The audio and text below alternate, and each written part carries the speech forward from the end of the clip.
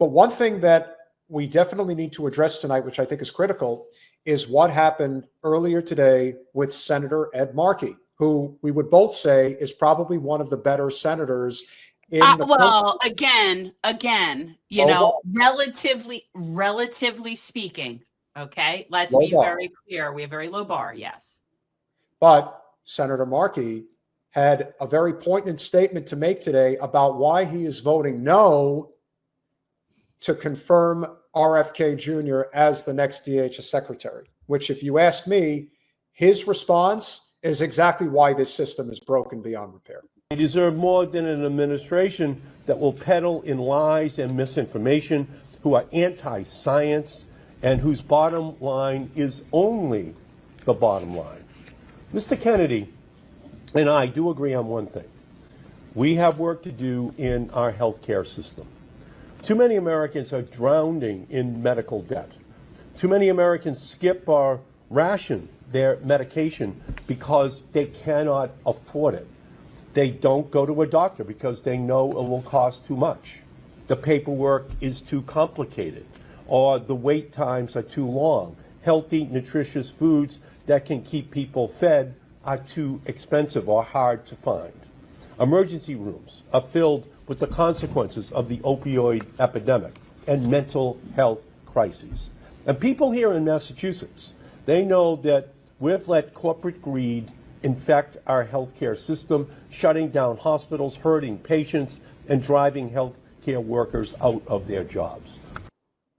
He's 100% correct on what he just said, and yet he's going to vote no on confirmation for RFK. Why in the flying F would he do that, Jen? Because it's not about reason, it's about tribalism. And that's what it is. And I don't know Markey's, you know, who he gets his money from. And regardless of if he's a decent senator, again, low bar. So who's paying him? He might not take big pharma money, but that doesn't mean he's not taking other corporate cash. Well, Phil, you are making quite a bold statement, and we would have to know there you go. If so that is true. That, to my knowledge, I don't know that, but it's not hard to find out. It's easy to look up. You just have to go and look at Open Secrets. So if he's saying it and you've actually looked, and look, I have no reason to doubt that. Why would you doubt that? No, I'm not saying that it isn't true.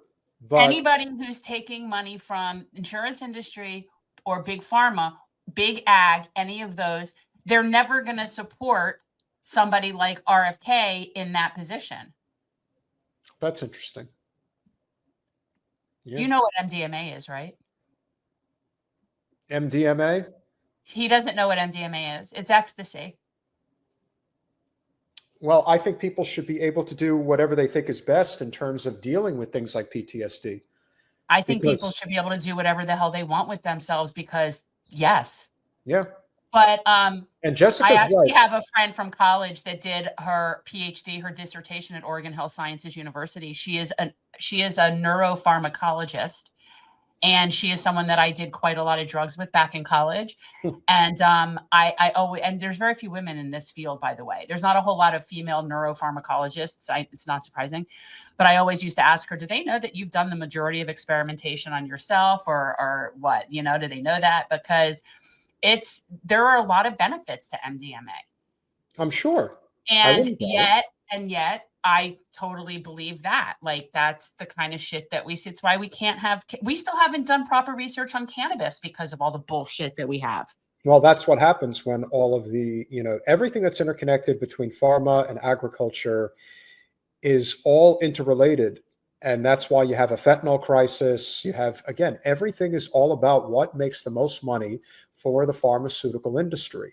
Because Portugal is right about the drugs. Yeah. Portugal has it right about the decriminalizing drugs. It isn't so much about legalizing all drugs. It's about decriminalizing drugs. Well, think about the impact that RFK has had already. Just the fact that people are talking so consistently about, hey, do you bother to check the label of the food that you eat? Do you know what you're putting into your body? But here's the thing, even if you do, let's say you do you know how few our options are in this country for most people? Well, that is part of the problem. You could be aware, you could be very aware, you could read the ingredients, and you could be standing in a store where all the ingredients around you are modified. And this is also even now Whole Foods, thanks to Jeff Bezos, Whole Foods, which used to not sell like a whole list of products that were not good products. Now they have them in everything. Everything at Whole Foods now has like modified ingredients. Well, think of it this way. Everything related to how Bezos has run his operation since it finally got to scale many, many years ago is to basically have people working on a clock like ants 24/7 that can't even take a piss or a shit break if they need to. You have to literally do your business in your pants if they are on deadlines, especially right now, guys. Think about how crazy things are going to be with Amazon in just 48 hours because Black Friday is one of those days of the year where these people are treated worse than slaves. They are basically put under fire in ways that words can't describe. And what are their options? Well, most of the time, it's whatever they can grab that can just be opened and eaten. And those are the types of items that typically have the worst things to put in your body. But this is one of those things where I know I look at the holistic, like big concept of it.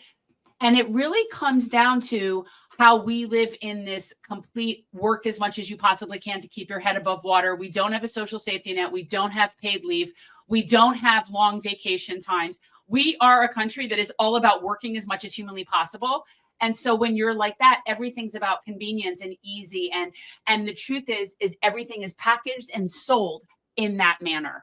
And other countries, it isn't as much like that. Other countries, they have a much different work-life balance in general. So it makes sense that not every single thing is about convenience and being able to eat your dinner in less than 60 seconds. Exactly. And this has been going on for a long time. And we're seeing so many different health effects that people are dealing with today, not just as the food that they eat, but it's kind of like we talked about the detriment of things like technology, putting yourself in harm's way constantly because you can't get off of social media. You're constantly stressing yourself out about things that you can't control or are not really relevant to a given circumstance. And the idea that you're going to play politics with such a significant issue, Senator Markey, that you know that RFK is right about. Listen, you can argue with him about his position in terms of where things stand regarding vaccines. You could argue with him about Israel. But you know what? He's 100% right about our food, and he's 100% right about private equity destroying our ability to own housing in this country. And so they won't do that, though, because that's nuance. You're expecting people that have no nuance to be able to say, well, I can agree with somebody on this, but disagree with them on that and still think they're good in this position. They're not capable of that. And he was probably given very specific marching orders from the party infrastructure as to how this is going to go. Especially because I don't know where he gets his money. And I don't know who the chief rainmaker is amongst like the Democrats in the Senate. But whoever their biggest rainmaker is who's keeping everybody in line. Well, I think that what it'll come down to is, are there any senators that are in, because remember, it's Massachusetts. Massachusetts is as blue a state as we have in this country. Doesn't matter anymore. Doesn't matter anymore. What I think does matter is who are the potential Democratic senators that might defect and confirm RFK. If they somehow get every Democrat in line against RFK, I don't think that's going to, you see, that's the thing. This country is becoming more and more independent every single day. And RFK is one of those nominees. It's one thing if it was somebody like Rubio or Pat Bondi, and you look at them and think, well, you would expect the Democrats to defer. But RFK is one of the few really solid nominees that Trump has, and he absolutely helped him win. Now, of course, part of it is a fuck you because he defected from the Democrats. And I was saying this, I was saying this. I said, I think RFK is going to have an impact on this election that nobody's talking about. I think he's going to be able to get a certain percentage of the vote shares in certain states, and that's going to have an effect on the outcome. And whether that can be proven statistically or not is yet to be determined. But I do think that this is a really big deal. I'm concerned for his safety. And I also would like to point out, which I didn't bring up when Amr was here, but this idea that we can look at all these cabinet appointments, none of them are going to make it past a year. None of them. And again, which one goes first? That's hopefully it's Rubio. It's not going to be Rubio. Probably not. It's not going to be Rubio. I think it's going to be Vivek.